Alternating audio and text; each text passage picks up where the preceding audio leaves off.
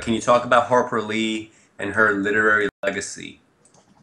Yeah, well, I was just looking today as we are recording that she's got her new book coming out today, something of a Watchman or something, and you know, uh, I saw the crap that excerpts that I had online, not only some blurb-worthy stuff that really just wasn't terrible, but it was just again MFA level metaphors and similes and symbols and description.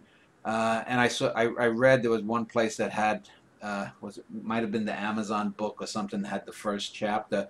I read a few pages of it, and it wasn't good. Um, and it brings up the old question about how influential and how much Truman Capote may have helped with the first book, To Kill a Mockingbird. But To Kill a Mockingbird itself is not a great book. It's a good, what we call, young adult novel, and I mean good meaning that it's good. It's got some good parts, a few really good moments to excellent moments, but there's nothing in there that's essentially great. It's a very preachy. Um, Not that I'm a big fan of Truman Capote, but he clearly wrote better things than was being written uh, then by her, and uh, and it's a shame because so much they've been waiting for 50 years, and apparently this was the first draft of To Kill a Mockingbird, and uh,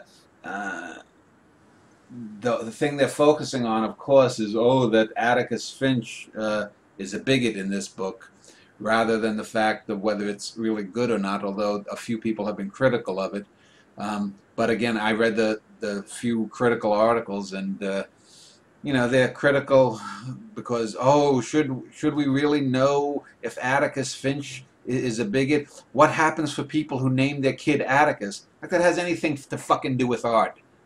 Uh, but yeah, I mean, Harper Lee is again one of these kinds of people who comes along, writes one book, and probably didn't really write it.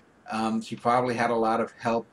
I mean, she admits to having had help from a couple that she stayed with for a year or two when she was, uh, you know, living in New York, I believe. Um, and this is just going to bring back the Truman Capote question, and probably should. Uh, but and what was the other part of the question about her?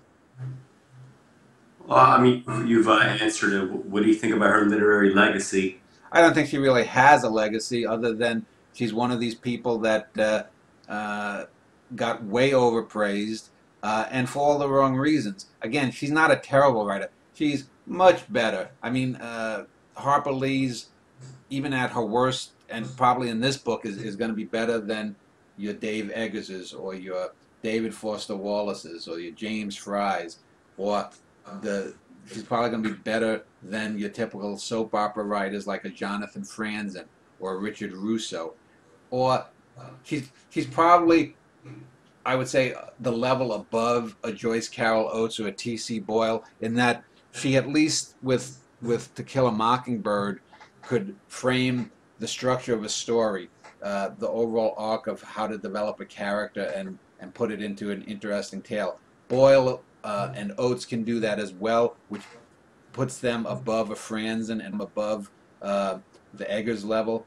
But they are incapable of writing anything without massive amounts of cliches, and that's not true with Harper Lee, at least in To Kill a Mockingbird. It has some cliches, but they're not the deadly cliches that end every paragraph and every chapter. So she's not a terrible writer. She's not even really a bad writer. If you're going by the first book alone, I don't know about the totality of the second book, but you know, if she wasn't a woman and if she didn't write in this very tone of moral indignation that came together with the civil rights movement, no one would really remember the book. It's, in a sense, you could argue it's the 20th century's version of Uncle Tom's Cabin, although it's probably a better book than Uncle Tom's Cabin.